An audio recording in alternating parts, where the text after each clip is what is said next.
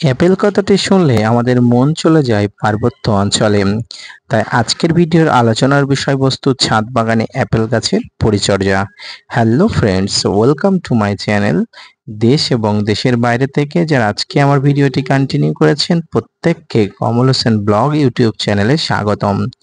তো ফ্রেন্ডস, আজকে আমি আলোচনা করব ছাদ বাগানে অ্যাপেল চাষ এবং অ্যাপেল চাষের A to Z পরিচর্যা, অর্থাৎ অ্যাপেল গাছ রোপণ থেকে শুরু করে জুলাই মাসে অ্যাপেল গাছে কি পরিচর্যা করতে হবে, সর্বোপরি অ্যাপেল গাছের সমগ্র পরিচর্যা নিয়ে আলোচনা হবে। ভিডিওটি মনোযোগ সহকারে ধৈর্য নিয়ে দেখতে থাকুন, তাহলে আপনি এবং আপনার ছাদ বাগান দুটোই উপকৃত হবে।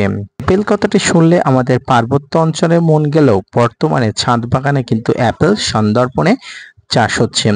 প্রধানত গ্রীষ্মপ্রধান অঞ্চলে এই তিনটি প্রজাতির অ্যাপেল চাষ হয়ে থাকে। একটি হচ্ছে গোল্ডেন ডরসেট, একটি হচ্ছে আন্না এবং অপরটি হচ্ছে HRM99। আপনারা ছাদ বাগানে যে অ্যাপেল গাছটি দেখছেন এটি HRM99 প্রজাতির একটি অ্যাপেল, উষ্ণপ্রধান অঞ্চলে ভালো পারফরমেন্স করা একটি অ্যাপেলের প্রজাতি। তো এই অ্যাপেল গাছটি পরিচর্যা করলে কিন্তু প্রচুর পরিমাণ ফলন দিতে পারে। অ্যাপেল গাছের মাটি সবসময় পাথুরে অঞ্চলে করতে হয়, অর্থাৎ পাথুরে অঞ্চলের গাছ হবার জন্য অ্যাপেলের মাটিও কিন্তু পাথুরে মাটিযুক্ত করতে হয়। যখন মাটি তৈরি করলেন সাধারণ মাটির সঙ্গে কিন্তু নুড়ি পাথর ভালো করে মিশিয়ে নিয়ে মাটি তৈরি করতে হয়। এই মাটিতে যেন জল কোনোভাবেই দাঁড়াতে না পারে এবং পাশাপাশি এই মাটিতে কিন্তু জল কোনোভাবে জমতেও পারে না।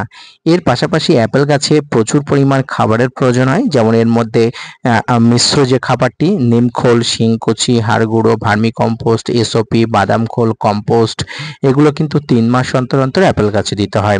তো এই মুহূর্তে জুলাই মাসে কিন্তু অ্যাপেল গাছে বর্ষার আগে খাবার দেওয়া প্রয়োজন।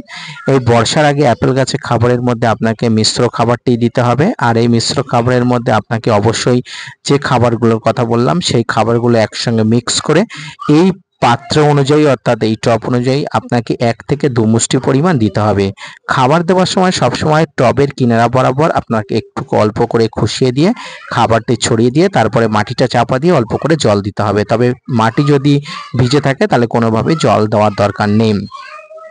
অ্যাপেল গাছে সাধারণত ফুল আসে মার্চ এপ্রিল মাসে, আর ডিসেম্বর মাস অর্থাৎ নভেম্বর ডিসেম্বর জানুয়ারি মাস ডরমেন্সি পিরিয়ড হয়, অ্যাপেলের সমস্ত ফুল ফুটে যায়। নভেম্বর ডিসেম্বর মাসে অ্যাপেল গাছে প্রুন করতে হয়। আপনি যত প্রুন করবেন গাছ থেকে নতুন ডালপালা বার হয়ে কিন্তু প্রচুর পরিমাণ গাছে নতুন ফুল আসার একটা সম্ভাবনা তৈরি হয়। তো ফ্রেন্ডস, অ্যাপেল গাছের মাটি সবসময় খসখসে রাখতে হয়, অর্থাৎ ভিজে যেন না থাকে। দেখতে পাচ্ছেন আমার অ্যাপেল গাছের মাটিটি সম্পূর্ণ খসখসে এবং পাথুরে মাটিযুক্ত। তো এইভাবে আপনার অ্যাপেল গাছের পরিচর্যা করতে হয় এবং নভেম্বর ডিসেম্বর মাস ডরমেন্সি পিরিয়ডে কিন্তু আপনার অ্যাপেল গাছের সেম পরিচর্যা করতে হয় সারা বছরের মতো। কারণ এই নভেম্বর ডিসেম্বরের পরেই কিন্তু যে মাসটা চলে আসে অর্থাৎ জানুয়ারি ফেব্রুয়ারি মার্চ থেকে কিন্তু আপনার গাছে কিন্তু প্রচুর পরিমাণ ব্লুমিং শুরু হয়, অর্থাৎ ফুল আসা শুরু হয়। তো সামগ্রিকভাবে অ্যাপেল গাছের এই ধরনের পরিচর্যা আপনাকে করতে হয়। পাশাপাশি অ্যাপেল গাছে কিছু পরিমাণ কীটপতঙ্গ এবং ফাঙ্গাসের আক্রমণ ঘটে, যদিও জুলাই মাসে প্রচুর পরিমাণ ফাঙ্গাস এবং কীটপতঙ্গের আক্রমণে হয়ে থাকে। তাই এই সময় আপনাকে ভালো মানের একটি ফাঙ্গিসাইড যেমন ব্লাইটক্স, M45, রেডিমিন গোল্ড, সাপ, স্প্রিং, আপনার কাছে যে ধরনের ফাঙ্গিসাইড থাকে আপনি প্রতি সপ্তাহে একবার করে স্প্রে করবেন, পাশাপাশি টবের মাটিতে দেবেন। এর পাশাপাশি আপনাকে যেটি করতে হবে সেটি হচ্ছে টবের মাটিতে যাতে ভালোভাবে জল পাস হয়ে যেতে পারে, হিউমিক অ্যাসিড টবের মাটিতে গুলে আপনাকে দিতে হবে। 1 গ্রাম হিউমিক অ্যাসিড 1 লিটার জলে গুলে এই যে শিকড়গুলো দেখতে পাচ্ছেন এই শিকড়গুলোর উপরে ঢেলে দেবেন, তাহলে শিকড়গুলোও কিন্তু সুস্থ থাকবে এবং জল চালনা করতেও কিন্তু অনেক সুবিধা হবে। এর পাশাপাশি আপনাকে এই সময় কীটনাশকের ব্যবহার করতে হবে, কারণ এই সময় গাছে বিভিন্ন পাতা ছিদ্রকারী পোকা, পাতা খাওয়া পোকার আক্রমণ ঘটে। তাই এই পাতা ছিদ্রকারী এবং পাতা আক্রমণকারী পোকার আক্রমণের হাত থেকে দূর করার জন্য আপনারা সবসময় সাইপারমেথ্রিন গ্রুপের যে প্রোফেক্স সুপার আছে আপনারা ব্যবহার করবেন। বাংলাদেশি বন্ধুরা সাইপারমেথ্রিন গ্রুপের যে কীটনাশক আছে আপনারা নির্দ্বিধায় ব্যবহার করতে পারেন। 1 লিটার জলে 1 থেকে 1.5 ml নিয়ে আপনারা 10 দিনে কিন্তু একবার করে দিতে পারেন। আপনারা কীটনাশক এবং ফাঙ্গিসাইড একসঙ্গে স্প্রে করে ব্যবহার করতে পারেন, তবে আমি ব্যক্তিগতভাবে বলবো দুটি একসঙ্গে ব্যবহার না করা উচিত, কারণ প্রতিটার আলাদা আলাদা কাজ আছে।